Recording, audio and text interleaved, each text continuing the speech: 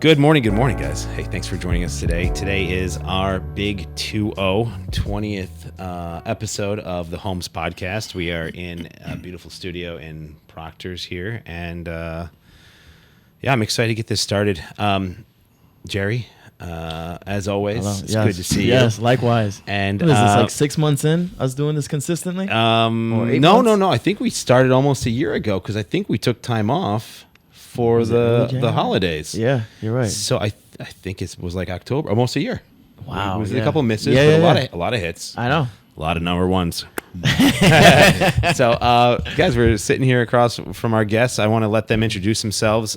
We did talk about a little of where we want this podcast to go, so we're going to focus on just a couple aspects of our guests today, and I want to dig into it as soon as possible. So, John, would you introduce yourself? I am John Howard III. I am the owner and operator of Howard Construction Safety Training and Consulting. And I'm Ron Gardner. I handle diversity and affirmative action for the city of Schenectady. Fantastic. Okay, awesome. Thank you both. I know we're starting a little bit late, so we're only going to get about a half hour in today. Thank you for finding the time to sit down with us. Yeah, I know this guy. I know you as an inspector, but also helping you on the buy side as well. Congratulations to your daughter getting her license. Thank you. Big congrats. Did you push her enough to get that? Yeah, so one of my proudest moments, she recently purchased the house, as you know, and she had a real estate license at one point and let it go, and then she picked it back up, and she's excited and doing well. Great. That's Yeah, for you. that's it. That's exciting. Yeah, congratulations to your daughter. Congratulations. I appreciate I'm that. getting to know my man in front of me, Ron Gardner. Yes. Give me your backstory. I mean, I love the stash. That's what I'm trying to get to. Okay. But okay. Who's Ron Gardner? Okay. I don't know. There's a lot in that alphabet soup. I'm from the Capital Region, originally out of South Carolina. Okay. I came up to the upstate to go to school. I went to UAlbany. Great Danes. Yeah, Yeah, Great me Danes. too. Oh, how about that? Yeah. How about that? Yeah. So I've been here.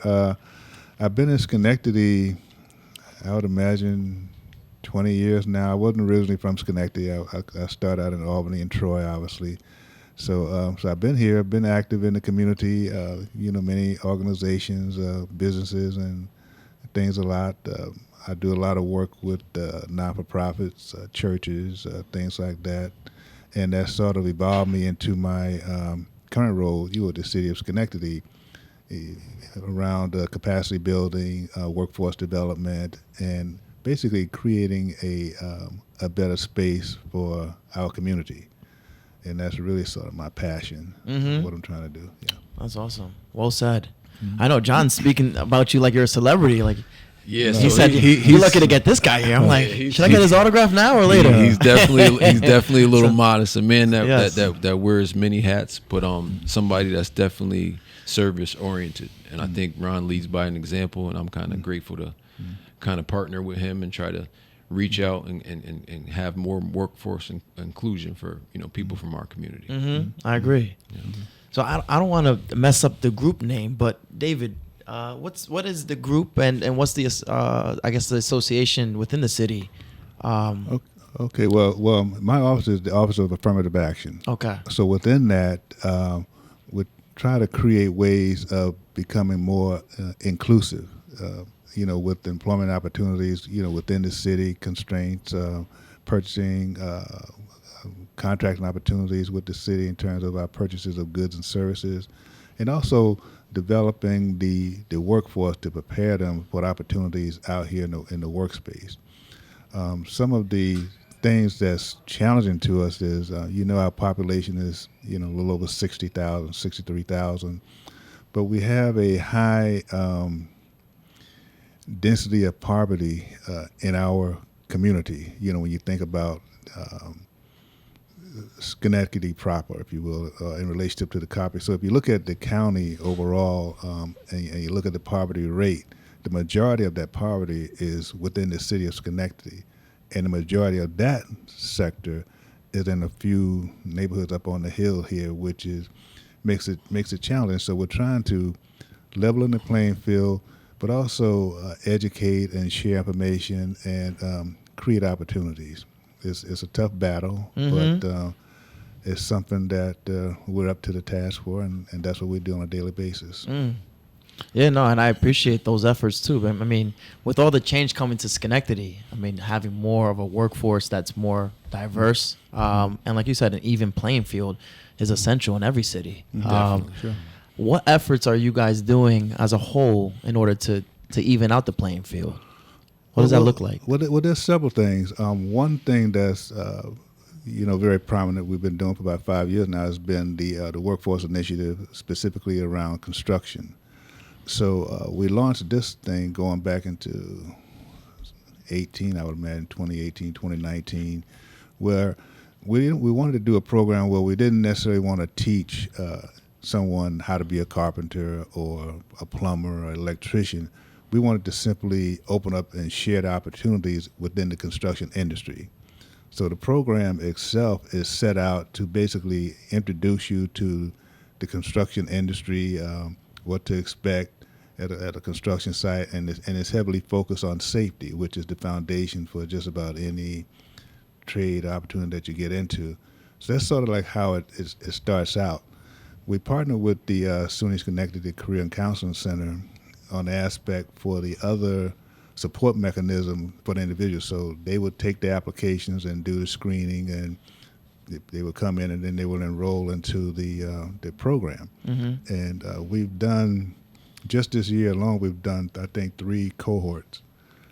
Wow. And roughly 10, 12 people per cohort.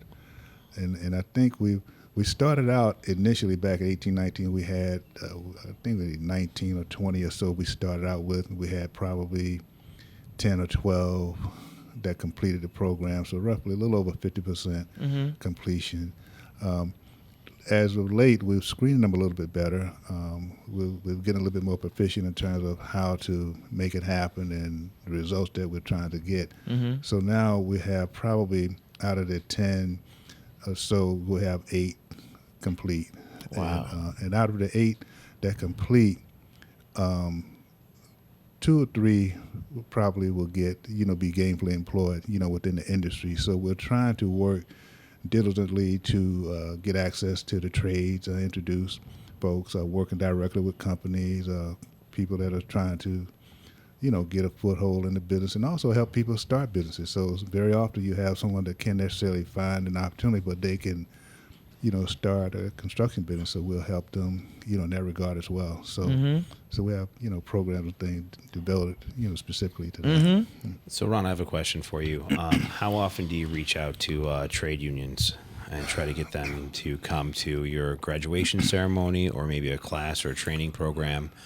I mean, I was a union millwright for 5 years, 1163, Right. And it was probably some of the best times of my working career was that job. I worked from heights. I worked in 2 nuclear refuelings. I worked up in Malta in a clean room suit. We call it a bunny suit for years on end. Yeah. I learned how to do work and not make a mess. If my wife is watching, she'll tell you it does not work in the kitchen. I'll get 10 dishes dirty for 1 fried egg. But the amount of information that you're sharing, I would be really hard pressed to think that the tapers and finishers or the labor union or the carpenter union or the millwrights with that hands-on wouldn't just fall in love, bringing on apprentices that can do better than simple math and read a tape measure. So what outreaches have you had with those recruiting offices? Okay, there's a lot that goes into what you just asked. A very important question, but here's the crux of it.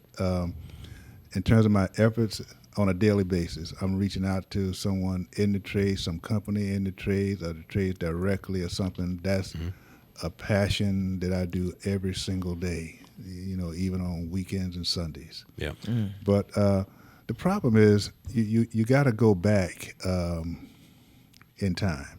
We didn't just get to this space where all of a sudden there's all these opportunities, we can't find nobody. You got to think. You go back 10 years, 20 years, it wasn't easy for someone from this community to come in and say, okay, I want to get into the trades. And I'll give an example. Back in the 90s, 93, 94, 95, I was working in this space, yes. And an application, let's say for the laborers, you had to go to their location down in Glenmont, which is in the rural areas, and submit an application on Thursdays between 10 and 12. Sure, it's Okay. exclusionary. What you're trying to say is that based on the time of day. So if you can't, if you can't get there on that one day a week, there's no transportation or whatever. Yep. That's further. You can't even get your application in. You know. People are usually working during those time hours. Well, I think well, that's the point. Yeah, that's, that's the thing. Not to mention too, where would you even know to find that information to go to look for that, to put that application in? You know, so what's evolving now is the facts are that this culture is aging out. So now you look at the average of 50 and whatever, and they can't keep up with the pace. So we're probably 10, 20 years behind where we need to get to compete or catch up with the labor demand and the labor needs. So that's why we got this big gap here. The reason why it's attractive now is because there's simply nobody there to fill these roles. Now you still have the benches and all that stuff is still there, but the fact is you didn't culturally develop this pipeline, and it's going to take us 5, 10, 15, 20 years to develop the pipeline to catch up. So now when you have folks that are interested, you might get in, one or two, but you still got to deal with the, attrition and all the other things that sort of like goes on with it. So it's not like you're going to open up a door and all of these opportunities are going to, happen. You got to work at it. And then the other thing you have to do is we have to prepare our folks, and I'm thinking of my constituents, from the Hill, so I'm looking at the young men and women here, and how do we get them in there? So first of all, you have to have a license and a vehicle, number one, because most of your jobs are not, within the bus route or walking distance or whatever. So that's a barrier. So you think about how many people, that affect, just to be able to get there.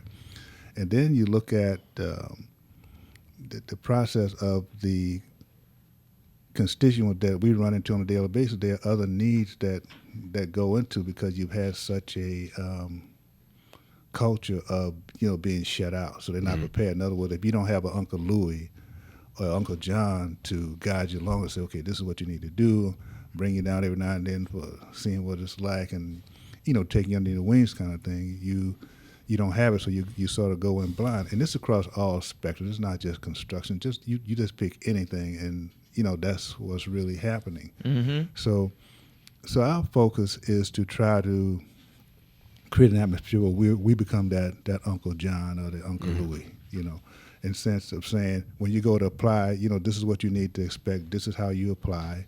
This is what you need to go in. This is what you can expect as a response, and those types of things. So also aligning yourself with partners. So when we work with the Career and Counseling Center, it seems like it's petty with the questions they ask and trying to get involved, but it's really a valuable service in the sense that it helps you understand the obstacle that you got.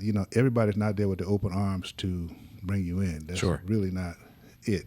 But but we are looking for those few diamonds in the rough and all that type of thing. So when you get in, you got to take advantage of these opportunities. For example, if you can't get to work because you have child care, we need to find the resources to assist you with that. Some people they might not have housing, they might have a place to live. So if you don't deal with that element that's in their life that's very real, how can you have an employee come to work and they're worrying about, do they have a roof over their head? Do the child have something to eat? Can they even get there? So there's a lot of variables that go into why, some people have challenges, being focused and successful on positions, even when you get them there. So we try to focus on this wraparound support, working with all of our partners and collaboratives to simply scratch the surface. So we can't solve the problem, but at least we recognize the fact that it do exist, and what can we do to make it happen. I guess that's where being a partner with someone super local that works within just a couple miles generally would make good sense. You mentioned about 63,000 people here in Schenectady. My contractor has 2 or 3 vans, and he picks up like 4 guys on the way to work every day and drops them off. Yeah. And you probably would not get that. It's for someone that would work all over the state as needed. So I can absolutely appreciate that. And it does make it's really super interesting to hear you say it, but it's also super frustrating because the way you can solve all that is a good job, but you can't get the good job because you have all those issues. Correct. Yeah. And the solution is a quick influx of money. Teach the man to fish, but give him the pole and the string and the bait. Yeah. And you don't have to fish for him and feed him every day. Yeah. But the logistical issues in that are saddening. It's like it brings that reality back, saying, "Wow, there's a lot of hurdles just to put your tools in the passenger seat and drive to work." There's another way of looking at Yeah, it. yeah. You think about just in this city, Mm-hmm. okay, and our poverty, and you look at our poverty rate in relation to the per capita of anywhere else. Just take a pick; it doesn't matter. But in that, and you look at what resources we have spent in this city, hundreds of millions of dollars in construction, Yeah. just construction, right up on the hill, Hamilton Hill. I where see we it every talking day. You're talking about Crane now, right? I'm talking about Crane. Yeah, Exactly. absolutely. That's exactly what I'm talking about. I drove by there yesterday. I was blown away. If you haven't drawn, dude, you got to go down Crane. Yeah. But Really? you think What's on Crane? It's but you amazing. But you think about Library. But you think about all of the money that goes in there. Yeah. Yet that's the highest poverty-stricken area in this city. Sure. Right. So how many But- residents would get to work on that? But here's the kicker. Nobody from that community can get a job on Working on that job. that job. Yeah, because- and this is the frustrating piece. This is what really drove me to put, this workforce initiative in place. Because when I was talking to contractors when they first started developing up there with the housing and things, without, they said, well, we can't find nobody. And I'm saying, you mean to tell me, out of all of these people, unemployment at that time, the unemployment rate, topping 40% right there. What era was this? At a 40%? You look at Craig and up to time period. Are you talking about a time period or an area? area. I see, I right see, there. okay, yeah. So you look at high, the high poverty, high unemployment, but yet a young man, 19, 20, can't even get a job. Sweet. Yeah. It would, yeah. So I remember before I joined the union, I was a non-union employee working on a union job back in 2004 or 2005, and they had to pay me prevailing scale. Sure. I wonder if when the city or whoever is dispersing these big funds and approving these projects, how cool would it be to have a local contractor with local workforce, like one of my guys that does it, who picks up a couple people and say, look, we're non-union, but we'll pay prevailing scale. I made more than my dad, who was a union carpenter for 30 years, because it was like $11 an hour but it was $18.95 in benefits. Yeah. So I was 22 playing paintball on the weekends, making $30, 5 cents short of a nickel short of $30 an hour because of prevailing scale. And that could elevate someone and give them that boost they need if they had the ability to get to and secure the work. Absolutely, and that's the key, because with that, across the state, there are hiring goals on these projects. So let's say that labor rate, let's say it's 10%, 8%. Minorities, 8% male, and 3% women, 4% women, or whatever the case may be. If you would just do the math on that payroll dollar that's out there, and 10% of that dollar went to this community, you could literally change the culture. You could literally eliminate the poverty up there. And you look at all the development that goes on downtown. How about the development on that hotel that's being built right now, or the casino, all that stuff? Just take your pick. It's all within walking distance up here. But the fact is, you go down there to look, you do not see anybody that necessarily looks like that. So we have to make a conscious effort to change the dynamics or change the narrative, if you will. And one of the ways that we sought to do that is by saying, because the big comeback to me when I asked the question when I first started was, we don't have anybody to apply it. They didn't have the skill set. So that's why we started this program to give them the basics so that you can apply. But it's larger than that. This is just scratching the surface, and it's a cultural thing. And I think Uncle John right here, he's leading the charge, teaching exactly. people who want to be interested in learning a trade. Exactly. I know he's been pushing me to get into it, but I couldn't find the time, and it is pretty difficult. But Right. speak on So applying to the course. It's a bunch of information. So ultimately, our course is condensed because we know there's time constraints and because we know people need money now. It's one thing to make plans about long-term future investments in yourself, right? But it's difficult to say that when you don't have food in the immediate. So what we did was we took our course, which was really unique under Ron's leadership, and condensed it down. First we were doing 6 weeks. Now we got it down to even 5 weeks, because what we know is if we can get it done in a shorter period of time, people are more likely to be able to commit that amount of time. So we try to teach 4 cohorts a year. As I indicated, they're in 5-week increments, and there is attendance policies that can't be kind of played with just because we have so much information. So we teach an NCCR curriculum. That's something we've done in the past. We're thinking about moving away from that. NCCR, that's the National Center for Construction Education and Research.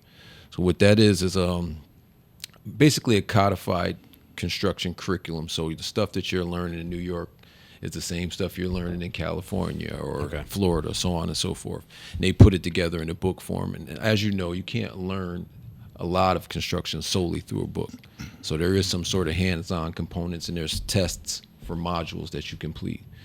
So we were typically teaching that NCCR curriculum. Then we had a partnership with Cornell Cooperative where they were giving our students free lead training as well. Oh, fantastic. So you get lead RPP training. You couldn't actually go out and remediate lead yourself, but you could work for a company that did it. That's awesome. Yeah, so Even just having the understanding of what to you look for. Yeah, and then in addition to that, knowledge. the one that was really in demand is we also teach a OSHA 30 for construction. So that OSHA 30 for construction is becoming the new standard. And, for a long time, OSHA 10 was enough to get you in the door. But these companies now, because it's so competitive, they want that additional time. That way they have less onboarding. So think about it from an employer side.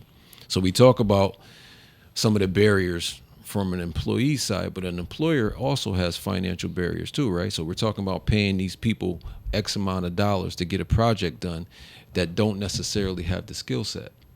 So they're obviously not going to be as efficient, right?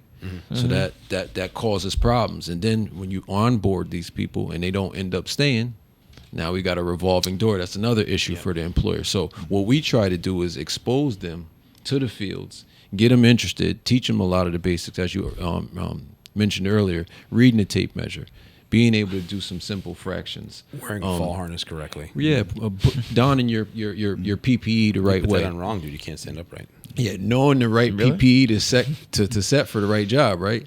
Somebody can give you an N95 and have you removing asbestos. That N95 is not going to be sufficient. So you got to have the right kind of PPE. These are all things that we try to cover within our 5-week course. So you have 3 certificates that you can complete within a 5-week course free of charge. That's Wait, say that again. Free? Free. Yeah. Yeah. Yep. You see, that's so valuable right there. Right. 5 weeks of dedication, consistency, time. Yes. And you're able to learn a trade and learn how to maneuver in regards to construction. Yeah, so you'll be exposed to a little bit of carpentry, a little bit of plumbing, a little bit of electric, whatever direction you want to go in. We want to expose you to the bare minimum and then help you create a pathway to which specific trade you want to follow. So when does this start, and when is it available to apply and get enrolled? So this next cohort, we're still trying to figure out all the logistics in terms of timing. So as you know, we're running into the holiday season. Thanksgiving and Christmas will be here. And what we also know is we try to make sure our schedule kind of mirrors a lot of what the college does.